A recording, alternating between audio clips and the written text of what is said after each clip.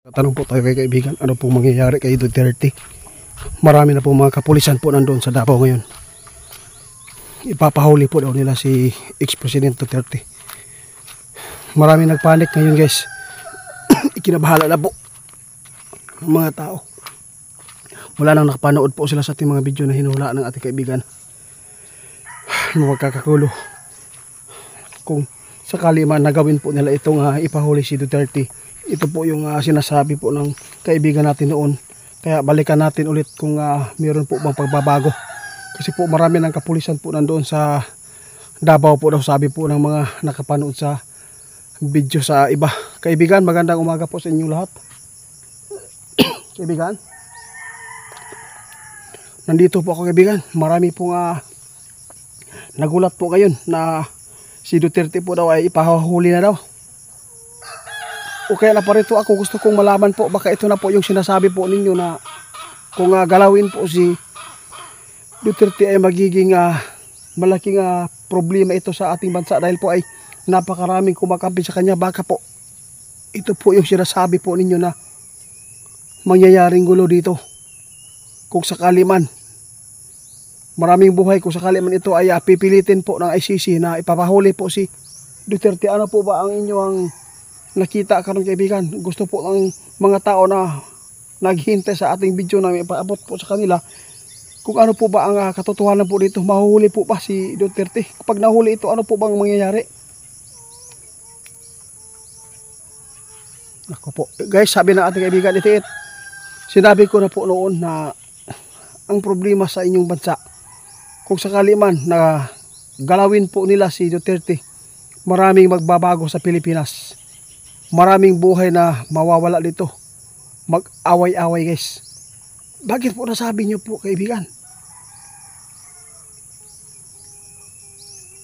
Oo nga, alam ko maraming kumakampi po sa kanya. Pati yung mga Muslim na mga sumusuporta sa kanya guys. Kaya nakakatakot po. Ito ang nakita ng ating kaibigan ngayon. Malaking problema kapag pinilit po nilang hulihin si Duterte. Pero mayroon akong gustong malaman. Mahuli po ba talaga siya? Patay na guys, sabi po ng ating kaibigan. Kung pipilitin po daw nila guys, malaking problema ito.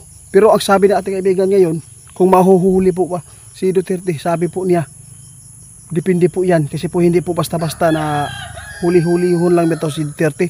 Kasi po, mayroon pong mga tao na nagbigay po ng simpatiya sa kanya. Maraming mga tao na sumusuporta sa kanya, no? Kaibigan, paano na lang ito kung ito ay mangyari? Magsalpukan po talaga yung mga gobyerno ngayon.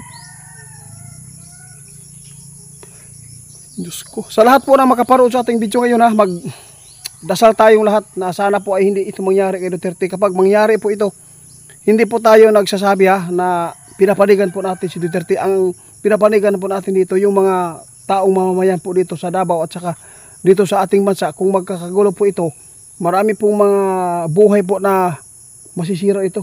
Dito po ninyo makikita ang hindi pa na history, no? Kaibigan, salamat po sa inyo kaibigan Takot din si kaibigan guys dahil po sa dami po mga supporters po ng Duterte ngayon guys na mga handang makipaglaban, no? Handang makipagpatayan dahil lang po sa kanilang pagmamahal po kay Duterte. Bakit sino po kaya ang kapakanan po nito? Ayun, sikreto talaga ang labok niya. Kaya totoo talaga guys, no? Na mayroon talagang nagpakana dito.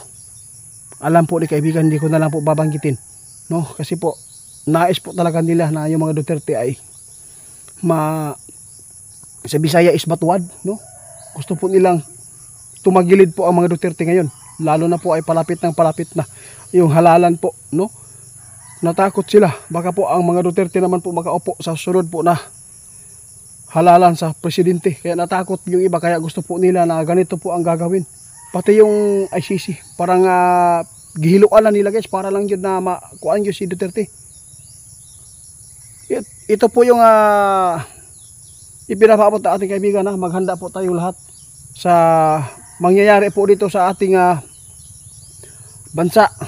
Dahil po ay nakita ni kaibigan, ayaw po niya na magkakatotoo yung sinasabi po nila na marami po talaga manadamay dito guys, no?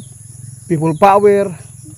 Basta yun po ang nakikita ng ating kaibigan. Kung sakali man ito na damputin po nila yung Duterte, marami po talaga mga buhay po na mawawala dito. Kung sakali man talaga na pipilitin po nila. Sana po ay mabigyan po ito ng tugon na sana po ay hindi po ito mangyari. Kasi kawawa po yung mga Pilipino, mag-unay-unay lang guys. Kaibigan, sa totoo lang, nagpasalamat kami kasi ipinapaabot po nyo kahapon na yung Pilipinas may proteksyon.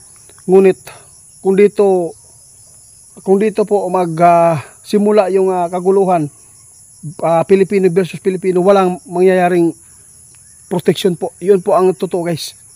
Dahil po, no?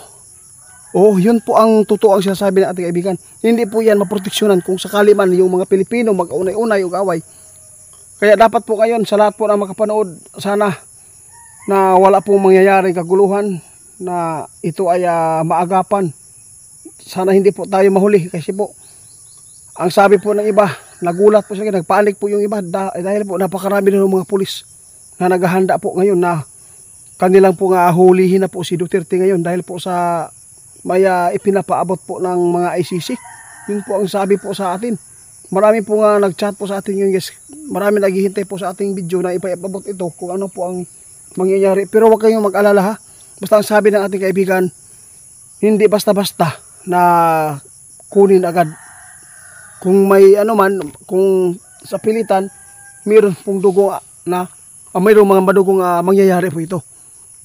Ito lang po ang advice ni kaibigan. Sana po ay kung ano man po yung mga problema sa ating paligid, tulungan natin na maayos at ipagdasal po natin para po ay hindi po tayo madadamay dito guys.